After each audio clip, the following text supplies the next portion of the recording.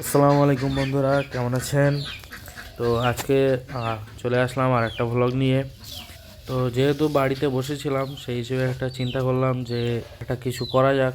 তো আমাদের মাঠে একটা ছোট পুকুর আছে। পুকুরটা আসলে তৈরি করা হয়েছিল, জমি উঁচু করা হয়েছিল। আমাদের জমি যেহেতু নিচু, তো সেই জিসিবি দিয়ে মাটি কেটে সেই জমি উঁচু করা হয়। মাছ ধরার সেট আপ মোটামুটি কমপ্লিট। তো চলো যাওয়া যাক। তো এই হচ্ছে আমার ভাগনারা, আমার ভাগনা, দুটো ভাগনা, ভাগনাদের নিয়ে বালতি নিয়ে নেট যেটা বানালাম এটা নিয়ে চলো। তো এইসব আমার ভাগনাদের নিয়ে যাচ্ছি মাছ ধরতে। নতুন একটা জিনিস বানিয়েছি, সেই হিসেবে মানে ফোনে দেখেছি আর কি, এটা সেই জন্য বানানো হলো। ফোনে দেখে দেখে বানিয়েছি। চলো। তো আমরা চলে এসেছি সেইখানে যেখানে মাছ ধরবো।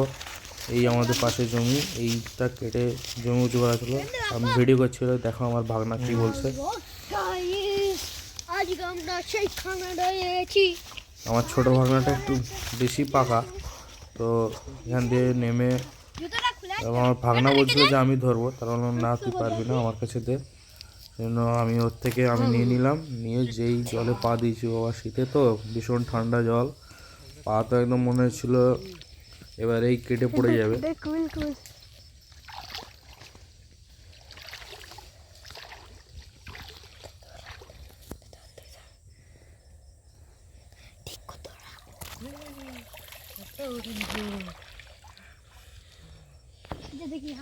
জল তো ভীষণ ঠান্ডা, তো জলে যত নামছি তত ঠান্ডা লাগছিল। প্রথম 2-3 বার তো এইভাবে ধরার চেষ্টা করলাম, কিন্তু কিছুই উঠলো না। তারপরে 2-4 বার করার পরে বেশ দেখলাম, তারপরে ছোট ছোট দুটো মাছ উঠলো। অবশ্যই এতে মাছ ছাড়া ছিল, কিন্তু জল কমে যাওয়ার কারণে মাছগুলো ধরে নিতে হচ্ছে।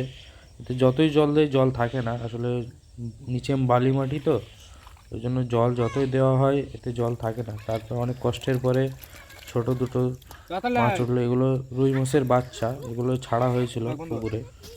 তো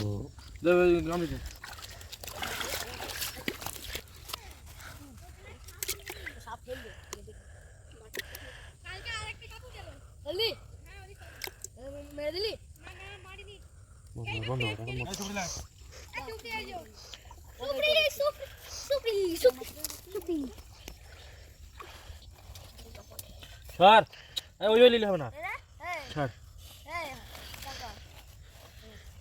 ধরে মতো ধর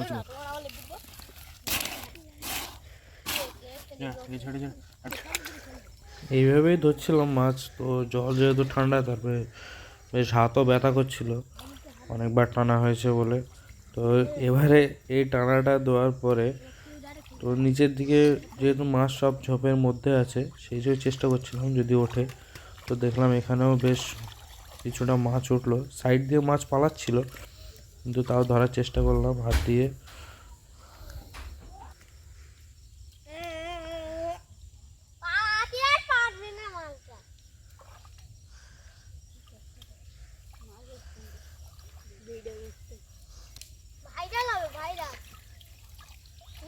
ধর এই মাথা ধর, ওই কানাডা উঁচু করে ধর, অল্প কর।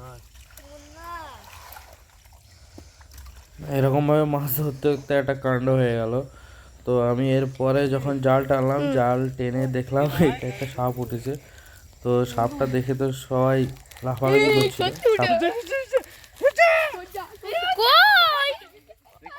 ফটো দেখা যাচ্ছে না। তো এরপরে আমি নিচে নেমে আর 2-4 বার টানলাম, কেউ তো সাপের ভয়ে আর নিচে নামছিল না। তো আমি আর কি করবো, মাছ ওখান থেকেই ছুঁড়ে দিচ্ছিলাম ওপরের দিকে।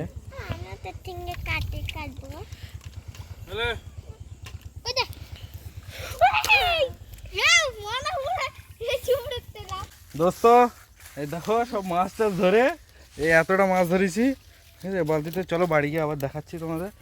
তো চলো বাড়ি যাব। তো ভাবছিলাম, কিন্তু আর বোন ছিল, সে বলল আমাদের পাশে একটা তেঁতুল গাছ আছে, সে বললো আমার কিছু তেঁতুল পেড়ে দে।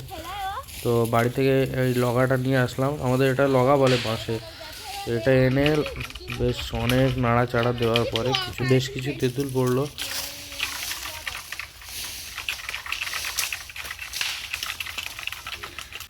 আমি যেহেতু কষ্ট করে তেঁতুল পেড়েছি লগা নাড়া দিয়ে, তো আমি ফোনটা যখন এই গাছে নিয়েছি আমার তো বেশ হাঁপ লাগছিল, যেহেতু অনেক কষ্ট করে এগুলো পেড়েছি।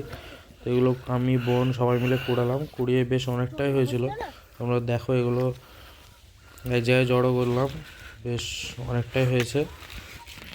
তারপরে আমাদের পাশে যে মাঠ আছে, মাঠে যেহেতু গাজর লাগানো আছে, 2-4টে গাজর তুলে নিলাম। আমার বোন বলল যে কিছু গাজর নিয়ে বাড়ি গিয়ে খাওয়া যাবে।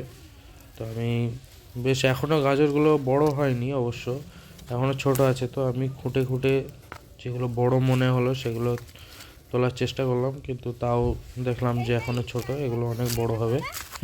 তো চলো তারপরে আর কি এগুলো নিয়ে বাড়ির দিকে যাওয়া যাক। বাড়িতে গিয়ে তোমাদের মাছগুলো এখনও আরেকবার দেখাবো কতটা মাছ হয়েছে। এই দেখো, বেশ অনেকগুলোই মাছ ধরেছিলাম, একটা কই, চ্যাং, তেলাপিয়া, রুই, বাটা, অনেক রকম। এগুলো অবশ্য অনেক মাছ ছাড়াও ছিল, কিন্তু মাছগুলো বড় হতো এখনও, কিন্তু জল যেহেতু কমে যাচ্ছে আমাদের পুকুরে, সেই জন্য এগুলো ধরতে হলো। তো চলো আজকে ভ্লগ এই পর্যন্তই, দেখা হবে পরের ভ্লগে।